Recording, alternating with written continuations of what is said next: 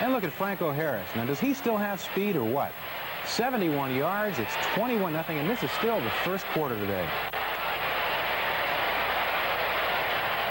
Then it was quickly 27-0 before the Browns could score. Pass here to Jim Smith. Too much for the Browns to overcome. 51-35. The Bengals have yet to win. A 10-7 loss to the Chiefs. The Redskins got knocked off by the Eagles. Surprising Philly is tied at 5-1 with the Cowboys, who pulled away from the Vikings. And Minnesota once trailed 21-7, but when Sammy White goes in from 27 yards out here, the Vikes pulled to within 23-20.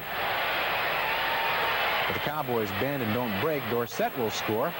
And then it's Preston Pearson here going in from short yardage. Dallas wins 36-20. The Tampa Bay Buccaneers were the last of the unbeatens. The New York Giants hadn't won a game, but today it was the Giants, would you believe, who ended the Bucs streak. The man who did him in is Billy Taylor, rushed for 144 yards and 2 scores. Here's one, and Taylor gets him close again as the Giants upset the Buccaneers 17-14. Elsewhere, the Bears shut out the high-scoring Buffalo Bills. The Patriots had to rally to beat the Lions. The Falcons whipped the Packers, but the Rams remain a game up in the West with a pounding of the Saints. The 49ers continue winless. They lost to the Seahawks. The Broncos shut out the powerful Chargers, and the Dolphins play at Oakland tomorrow night. Airtime on Channel 13 is at 8 o'clock. Quickly in golf, Lou Graham won the Texas Open. It was Debbie Massey in a playoff to win the ladies' tourney, and Cale Yarborough won the National 500 stock car race. Okay, thank you, Al. Ed, I thought fall was here. What happened? This week we may notice that fall is here. We'll talk about the 7-day forecast next.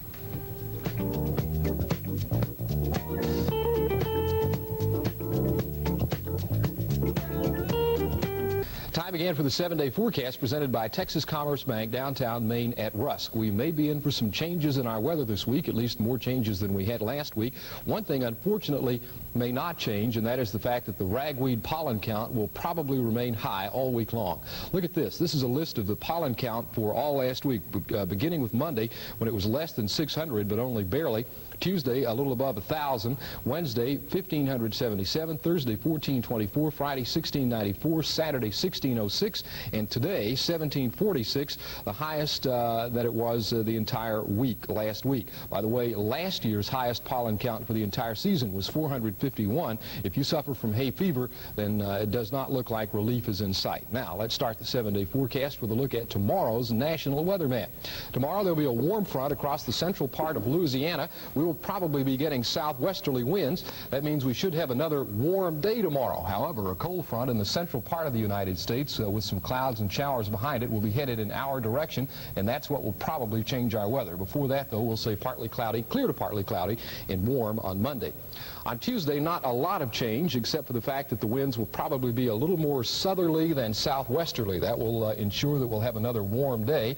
However, that front will begin to get even closer to us. It should be about halfway across the state. There will be widespread showers in the northern part of the country. As far as we're concerned, though, partly cloudy and warm.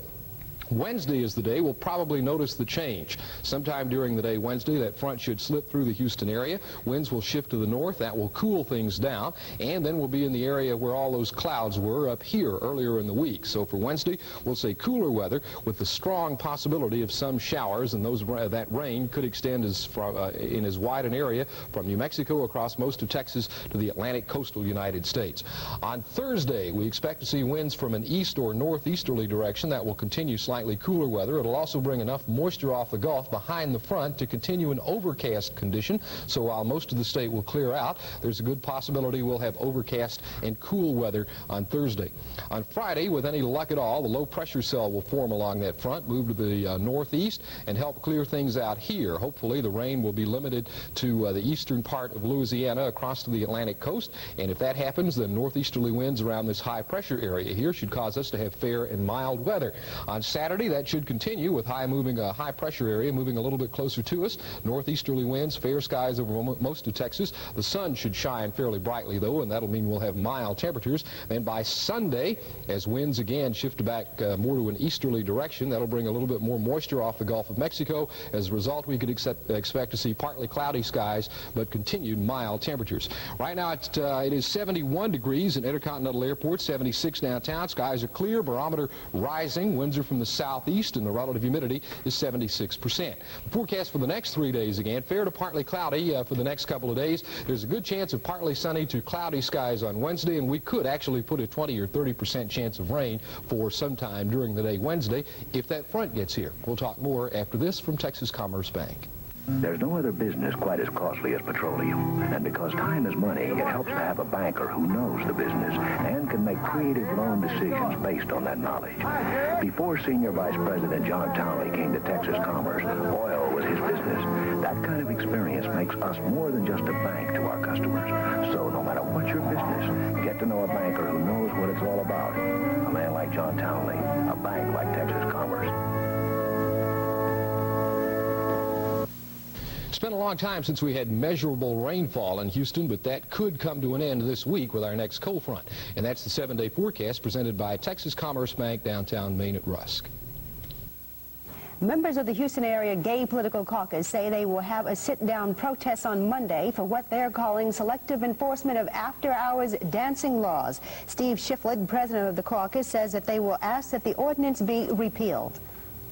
I think that street patrol officers who have personal prejudices are allowed to enforce laws whimsically. They're not being instructed to do so by police command. So you plan a sit-down in a place in the Montrose area. What will this accomplish? Well, I think it's going to bring some attention to the absurdity of the ordinance, first of all, and to show that at the gay bars we don't have any disturbances that provoke an ordinance like this. But most would say you are still breaking the law. Oh, for sure, for sure. We're asking that the ordinance be repealed. Meanwhile, Shiflett says that he only asks that the gays receive the same treatment as so-called straight bars.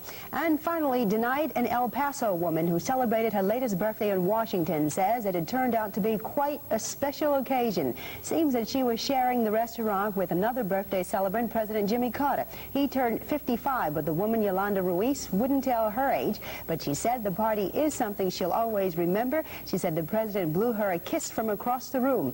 And in her words, he's a Libra, we fellow Libras get along. That's our news, sports, and weather for tonight. Thank you for joining us. Be sure to watch out 7 a.m. in the morning.